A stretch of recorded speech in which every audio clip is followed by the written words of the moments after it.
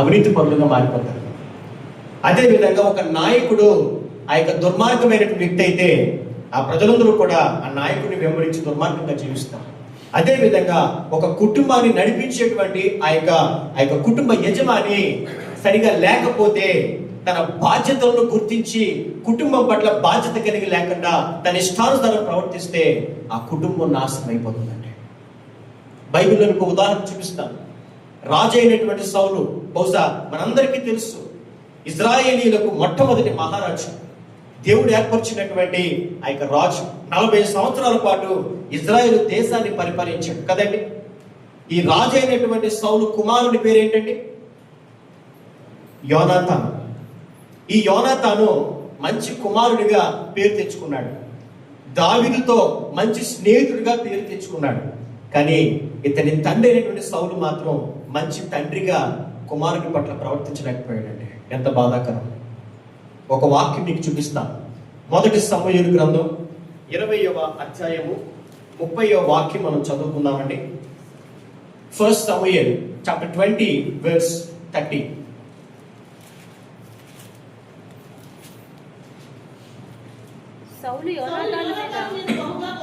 సౌలు యోనాతాను మీద బహుగా కోపపడి ఆ గడగొట్టు దాని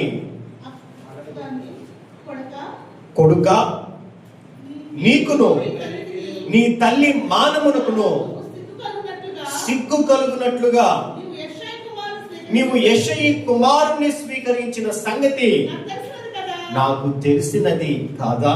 ఏమండి, ఒక్కసారి ఆలోచించండి.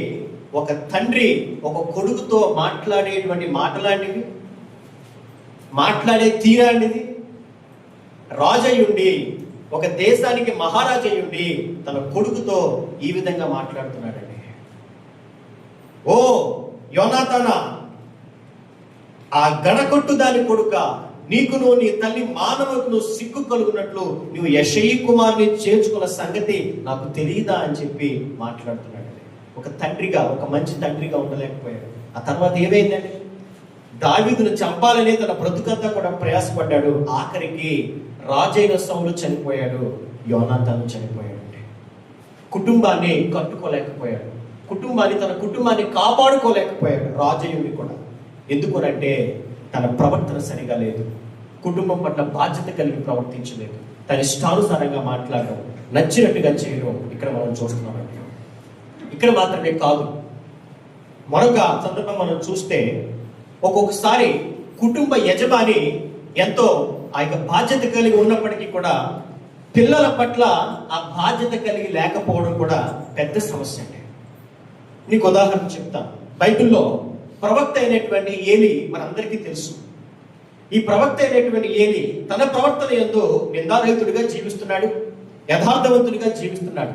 కానీ తన బిడ్డలను దేవుని భయభక్తుల్లో పెంచే విషయంలో మాత్రం ఆయన ఫెయిల్ అయ్యాడు.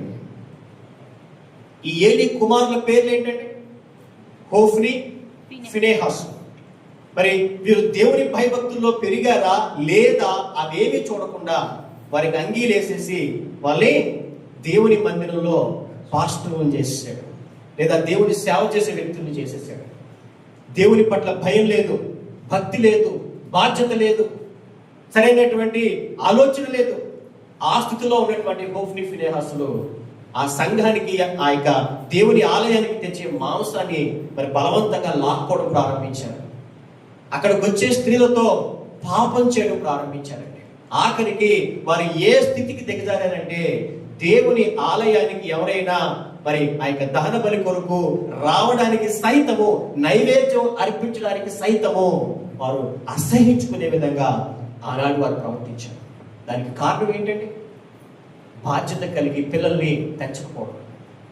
ఈరోజు దొంగలు, హంతకులు, ఆ యొక్క మానభంగాలు చేసేవారు, ఇంకా రకరకాల ఆ యొక్క సంఘ విద్రోహ శక్తులుగా మారే వ్యక్తులు ఎవరు? తల్లిదండ్రులచే సరిగా పెరగనటువంటి పిల్లలు. అవునా కదా చెప్పండి? తల్లిదండ్రులు బాధ్యత కలిగి ఉండాలి, వాళ్ళు యథార్థంగా ఉండాలి. దాంతో పాటు పిల్లల్ని దేవుని యొక్క భయభక్తుల్లో వారు పెంచగలగాలండి. అలా ఉన్నప్పుడే ఆ కుటుంబం సమాధానంగా ఉంటుంది. ఆ కుటుంబం దేవుని అందరి భయభక్తులు కలిగి దీవెనకరంగా వారు ఉండగలుగుతారు. హల్లెలూయా, హల్లెలూయా. మరి ఇలాంటి పరిస్థితి, మరి ఇలాంటి ఏలీ కుమారులకు పట్టినటువంటి పరిస్థితి ఏ కుటుంబానికి రాకుండా ఉండాలి అంటే పిల్లల్ని చిన్నప్పటి నుంచి కూడా వారికి కష్టం తెలిసేదని మనం పెంచాలి. వారికి వారి జీవితాల్లో వారు తల్లిదండ్రులు ఎంత కష్టపడితే వారు ఈ రకంగా పెరుగుతున్నారనే గ్రహింపు వారికి కలిగే విధంగా వారిని పెంచాలండి. హల్లెలూయా. ఏలీ ఒకరు కాదు, సమూయేలు ప్రవక్తల యొక్క పిల్లలు కూడా అదే పరిస్థితి. ప్రవక్త అయిన సమూయేలు ఎంతో యథార్థవంతుడు, దేవుని కొరకు గొప్పగా నిలబడినటువంటి వ్యక్తి. అలాంటిది సమూయేలు పిల్లలది కూడా అదే పరిస్థితి అండి. అవినీతి పరులు, లంచాలు పుచ్చుకునేటువంటి అలవాటు కలిగిన వారు సమూయేలు యొక్క పిల్లలు.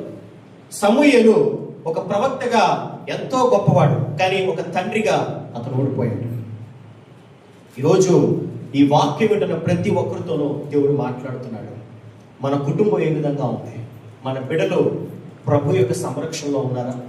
మనము మన యొక్క ప్రవర్తన తల్లిదండ్రులుగా దేవునికి విధేయులై మనం జీవించగలుగుతున్నాము?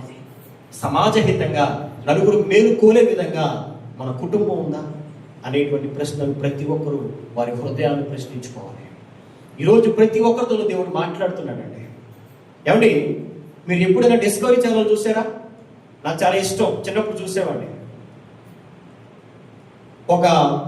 అవి పశువులు అవనివ్వండి, బఫెలోస్ అవనివ్వండి, లేకపోతే జీబ్రాస్ అవనివ్వండి, ఆ జంతువులన్నీ కూడా ఎప్పుడు గుంపులుగా వెళ్తాయి. ఇప్పుడు గమనించారా మీరు?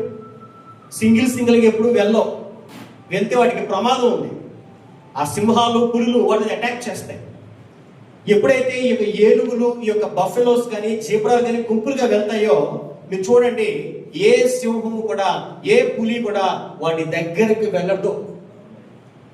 కానీ ఈ పులులు, సింహాలు ఏం చేస్తాయంటే ఆ గుంపులో ఏవైతే బలహీనంగా ఉంటాయో, చిన్నగా ఉంటాయో, అంటే వయసులో చిన్నగా ఉంటాయో, అంగవైకల్యం కలిగి ఉంటాయో వాటిని టార్గెట్ చేస్తాయండి. ఈ పులులు, సింహాలు ఏం చేస్తాయంటే ఆ గుంపును చెదరగొట్టే ప్రయత్నం చేస్తూ ఉంటాయి. అటు వెళ్తాయి, ఇటు వెళ్తాయి, మీదకు వెళ్ళి ప్రయత్నం చేస్తూ వెళ్ళి వెనక్కి వచ్చేస్తూ ఉంటాయి. ఎప్పుడైతే ఆ విధంగా అలజడి సృష్టిస్తూ ఉంటుందో ఆ యొక్క సింహం కొంతసేపు అయ్యేటప్పటికి ఆ గుంపు చెదిరిపోతుంది. ఆ యొక్క అంగవైకల్యంతో ఉన్నటువంటి ఆ యొక్క జంతువులు కానీ, ఆ యొక్క చిన్న ఆ యొక్క యానిమల్స్ కానీ ఆ యొక్క దూరంగా ఉండిపోతాయండి. వాటిని చెదరగొట్టి అప్పుడు వాటి మీద అటాక్ చేసి వాటిని తినేస్తాయి. ఈరోజు మన కుటుంబాల మీద కూడా అపవాది అదే విధంగా వాడి యొక్క తంత్రాలను పొందుతున్నాడు. అందుకే వాక్యంలో రాయబడింది కదా, గర్జించు సింహం వలె ఎవరిని మృగుతున్నా అని వాడు తిరుగులాడుతూ ఉన్నాడండి. కాబట్టి మనమందరం బాధ్యత కలిగి ఉండాలి. మన కుటుంబాన్ని దేవుని అందరి భయభక్తులు కలిగి మనం పెంచాలి. వారికి ప్రేమను మనం వారికి తెలియచేయాలి. వారిలో ఒకలాంటి సమాధానాన్ని, తగ్గింపును కలిగే విధంగా మనం వారిని పురుకొల్పాలి. మరి దేవుని అందరి ఆ యొక్క వాక్యాన్ని బోధిస్తూ, దేవుని సత్యాన్ని వారికి ప్రకటిస్తూ, మరి చక్కగా ఐక్యతను గురించి వారికి తెలియచేయాలి.